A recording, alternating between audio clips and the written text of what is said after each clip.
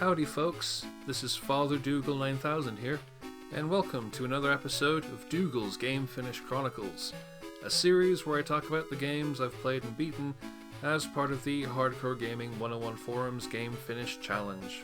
For once, there's kinda a vague theme running throughout the games being covered today in today's episode, a theme that's as universal as life, death, and love itself. Lasers! Lasers and bullets and sci-fi things flying all over the shop. If I were a shoot-'em-up fan, I'd have tried to cover the classic blazing lasers, or lazing blazers, depending on who you talk to.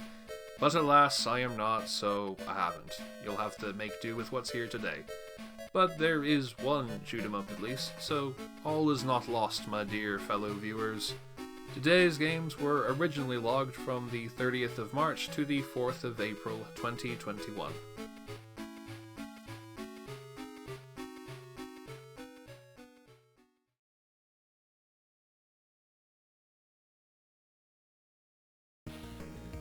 Robot dinosaurs that shoot beams when they roar! For the browser. I'm not really someone who's into the old shoot-'em-ups or shmups. It's a genre I respect the pants out of, but I've never been able to really get into it, apart from Tails Sky Patrol when I review that for the Hardcore Gaming 101 website. Well, I guess I can add this one to the tiny piece of paper marked shmups I've played for more than 5 minutes, and actually beaten.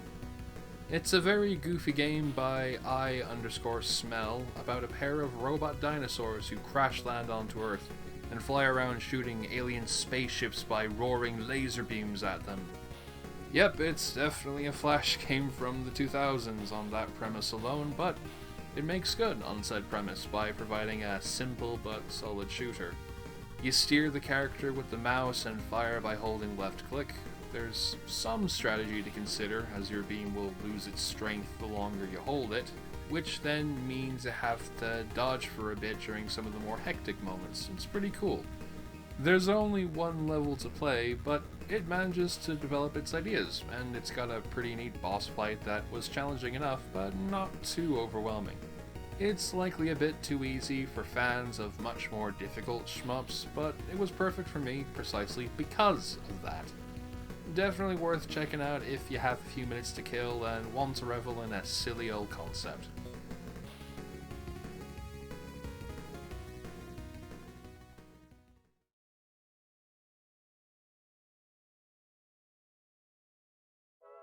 Star Wars Jedi Knight Jedi Academy for the original Xbox. Growing up with video games in the early 2000s, my family had at least half a dozen Star Wars games lying around the house. Some were based on the movies, like Episode 1 Power Battles on the PlayStation, or the Xbox-only Obi-Wan that controlled like Ape Escape of all things, with you moving the lightsaber with the right thumbstick. And some were original adventures, like Knights of the Old Republic 2, and this last installment in the Dark Forces Jedi Knight series. Out of the various games we had, this was the one I always played, because I loved the custom character angle, and because it had cheat codes I could use to make the game much easier. Granted, I don't know how much more easier you could get than being invincible, but you know. Despite beating it a bunch of times over the years, it was always with cheats on, so I wanted to see if I could do it quote-unquote normally. Evidently I did. It's a pretty decent game, though it's certainly quite a clunky one. That mainly comes from it being in the vein of those third-person action games with first-person shooter controls that cropped up fairly regularly on PCs at the time and sometimes made their way to consoles. I honestly don't mind, since it's fairly manageable once you get used to it, and it even makes the lightsaber combat very compelling, because you and your opponent are just waving your lightsabers wildly at each other. It's hard to know who's winning until one of you goes down. It really gives those fights the kind of classic samurai duel feel that the original films had. And as someone who digs the whole samurai and fantasy martial arts vibes from Star Wars and nothing else from those films, I was super pleased to discover that. Unfortunately, the game goes overboard in dishing out Sith fights in every other room for the final 7 or 8 levels, either with 2 sword-wielding folks or 1 sword-wielding Sith and then an unarmed one who then assaults you with force attacks like lightning and unbreakable chokeholds while you're still trying to fight off the guy trying to kill you with the laser sword. Even on the easiest difficulty, which I was playing on, you can die quite quickly, and getting dogpiled on by Sith so regularly is quite the drag. Thank goodness you're able to save wherever you like, because the in-game checkpoints are rather unreasonable when you have to deal with at least a dozen Sith or so in between. I probably won't play through this one again, unless I end up with the truly mad notion of covering the series for a hardcore game in 101, but hey, I'm glad that I finally beat it on its own terms. That's always cool.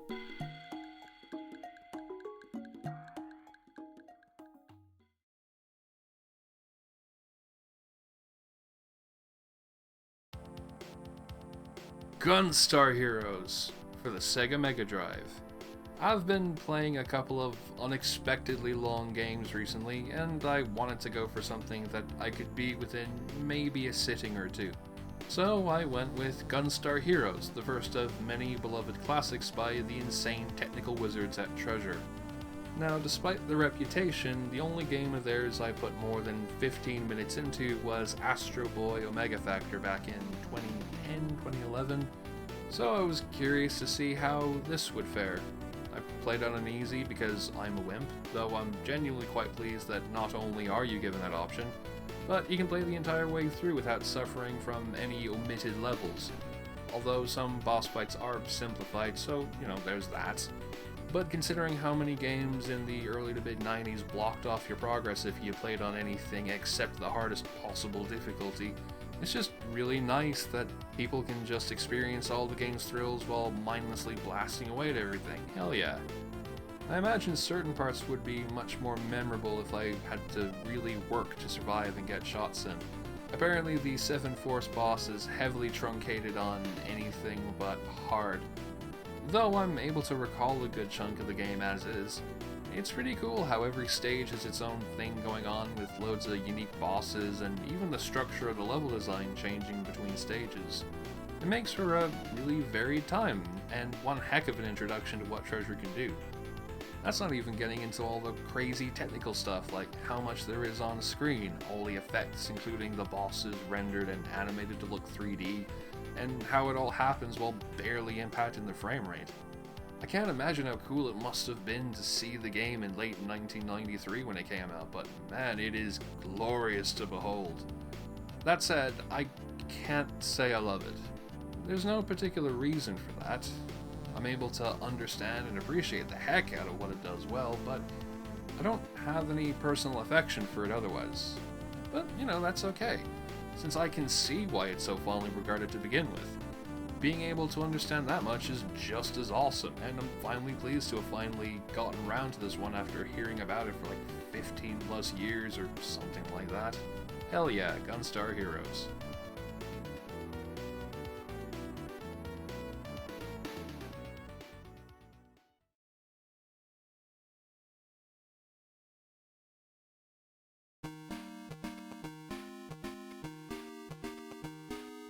And with that, we've wrapped up another episode of the series. I hope that you enjoyed watching and that you'll tune in for the next video. Thank you so much, and until we meet again, have a wonderful day.